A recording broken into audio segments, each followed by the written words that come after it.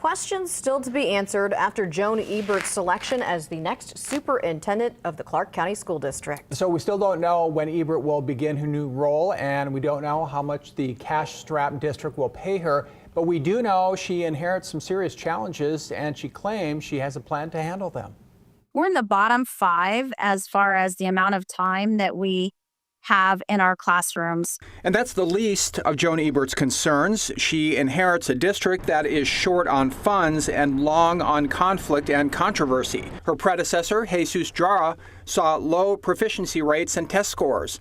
Battles with the teachers punctuated his tenure, and retention rates suffered as a result. Jara took a $250,000 buyout in February of last year, and the search for a new superintendent began. That search ended Thursday night with Ebert's selection. She is no stranger to Nevada educators, having served as the state school superintendent since 2019. But she's also spent much of her 35-year career with CCSD as both administrator and teacher. Ebert tells Fox 5 she's already made strides on teacher retention. We've been working very hard with the legislature and the governor to make sure that we have pay, right teacher, proper teacher pay, and then also the resources. So this school year, we actually had 30% increase in retention rate. She wants educators to know she is listening. As I was going across the school districts, the teachers did not feel like they were being heard or seen, that they didn't have the autonomy to do the work in their own classrooms. And so I think that's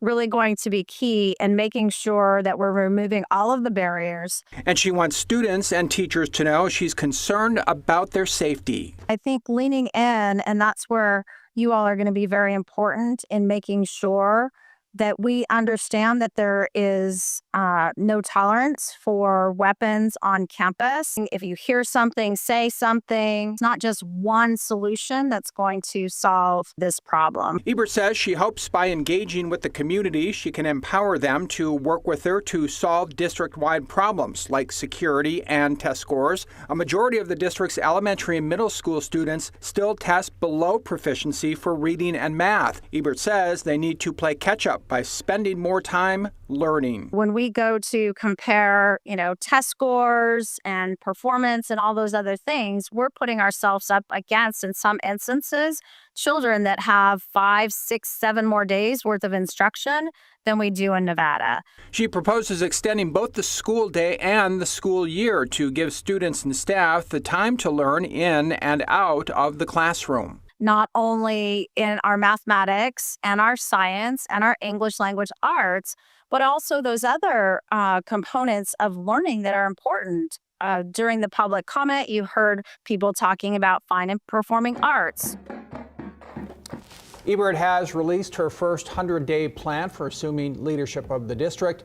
It includes engaging with students, parents, staff, and community leaders, empowering them to collaborate on solutions, and finally exploring a different type of decision-making.